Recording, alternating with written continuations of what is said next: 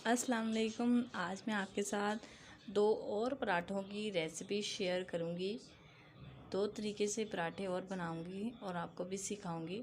आइए अपने पराठों की रेसिपी देखते हैं। पहले आटा लेंगे और इसे ऐसे गोल गोल घुमाकर फैला लेंगे अच्छे से।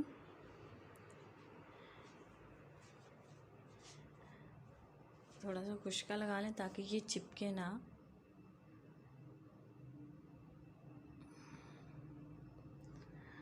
मैंने यहाँ पर गंदम का आटा लिया है, आप वाइट आटा भी ले सकते हैं।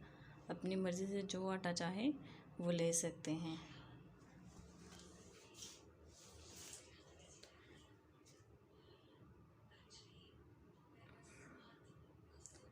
नॉर्मल साइज़ का जब हो जाए तो इसको साइडों से भी प्रेस कर लें ताकि ये कहीं भी साइड से भी मोटा ना रहे। और ऑयल लगाने इस पर सब साइडों पे इस पर अच्छे से ऑयल लगाना चाहिए ताकि जो पराठा है हमारा वो खूब क्रिस्पी बने। और फिर एक छुरी लेंगे। पहले हमने नमक डाला। नमक इसलिए डाला अगर आप चाय के साथ पराठा खाना चाहते हैं। छुरी की एक साइड से इसके कोने से काट कर और उसको फोल्ड कर दिया, जैसे समोसे की शेप की तरह इसे फोल्ड करके फिर से गोल गोल घुमा लिया। घुमाने के बाद इसको नीचे रख के आहिस्ता आहिस्ता राउंड राउंड में प्रेस करते गए। ये हमारा इसे खूबसूरत सा पेड़ा बन गया। एक और दूसरा पेड़ा लेते हैं। इसको भी ऐसे ही फैला लेंगे, जैसे हमने पहले किया है वैसे ही इसको भी फैला लेंगे।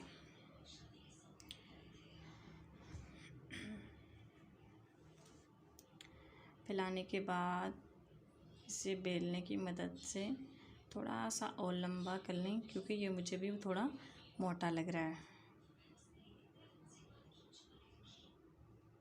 इसको आप हाथ की मदद से भी कर सकते हैं, जैसे आपको आसानी हो वैसे आप इसको कर सकती हैं। अभी इस पे ऑयल लगाया। ऑयल लगाने के बाद आपकी चॉइस ही है कि अगर आप इसमें नमक डालना चाहें तो डाल लें, अगर आप नहीं डालना चाह रहे तो ना डालें। उसके बाद इसके एक कोने को फोल्ड किया, फिर इसको ऊपर नीचे फोल्ड करना है ऐसे। फिर इसको नीचे से पकड़ के उसके ऊपर ऊपर ऊपर करते जाएं ताकि इसके जो बल हैं वो बिल्कुल अच्छे से आ जाएं। फिर इसका एंड पे फोल्ड करके इस तरह आप चाहें तो इसमें गोल भी घुमा सकते हैं, लेकिन मैंने ऐसे इसको फोल्ड किया है। पट्टी फोल्ड की जाती है, ऐसे इसको फोल्ड करके नीचे वाला किनारा इसको रख कर दिया, ऐसे इसको प्रेस कर दिया। ये हमारा दूसरा पेड़ा भी तैयार हो गया। जो पहला पेड़ा हमने तैयार किया था उसकी रोटी बेलना शुरू करते हैं। इसकी रोटी बेल रहे हैं। आप जैसे आपको आसानी उस तरह रोटी बेल सकते हैं। इसमें जो मेन काम था वो पेड़े का था, जो हमने कर लिया है। थोड़ा सा खुश्का लगाया, अब फिर इसकी रोटी बेल रहे हैं। रोटी ये देखें, इतनी अच्छी रोटी बेली जा रही है। इसके बाद इसको हमने डाल दिया। तवा जो था हमने पहले ही गर्म होने के लिए रख दिया था। इस पर हमने रोटी डाली और ये जब ऊपर से ब्राउन होने लग जाए तो इसको फिर हमने पलट देना है। अगर इससे पहले हम पलटेंगे तो हमारी रोटी जो है वो टूट जाएगी। इसको ऐसे पलटा हमने, फिर दूसरी साइड से पक गई, फिर पलटा, इस पर ऑयल लगाया। 1 चम्मच ऑयल लगा के अब इसको कर लेंगे फ्राई।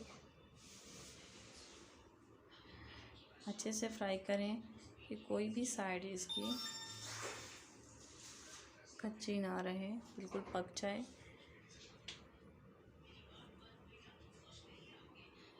ये देखें दोनों साइडों से अच्छे तरीके से ब्राउन हो गया है। जो साइड आपको लग रहा है थोड़ी कच्ची, उसको प्रेस करके थोड़ा और पका लें। फिर दूसरी साइड पलट लें। दूसरी साइड जब पलटें तो थोड़ी सी आंच तेज़ कर दें। अगर आपको दोनों साइडों पे ऑयल चाहिए तो आप दोनों साइडों पे भी लगा सकते हैं। मुझे सिर्फ एक साइड पे चाहिए था तो मैंने एक साइड पे लगाया।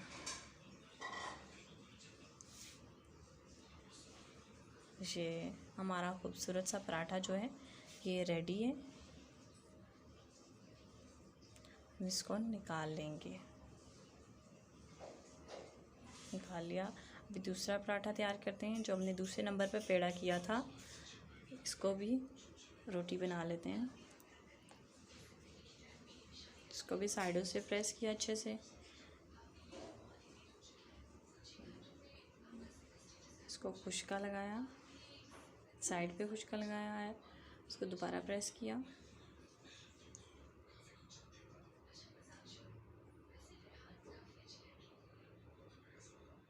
अब इसको फिर प्रेस किया। फिर ख्याल रखिएगा पराठे के जो किनारे वो मोटे बिल्कुल अच्छे नहीं लगते। इस तरह हमने बेल के इसको ऊपर डाल दिया। फिर ये ब्राउन हो गया, इसको अब पलटेंगे।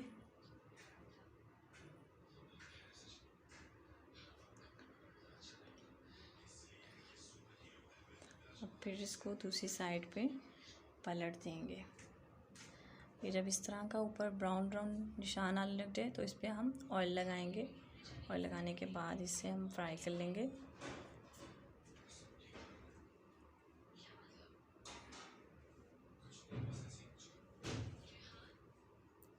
ऐसे हमने सारी तरफ से फ्राई कर लिया अच्छे तरीके से।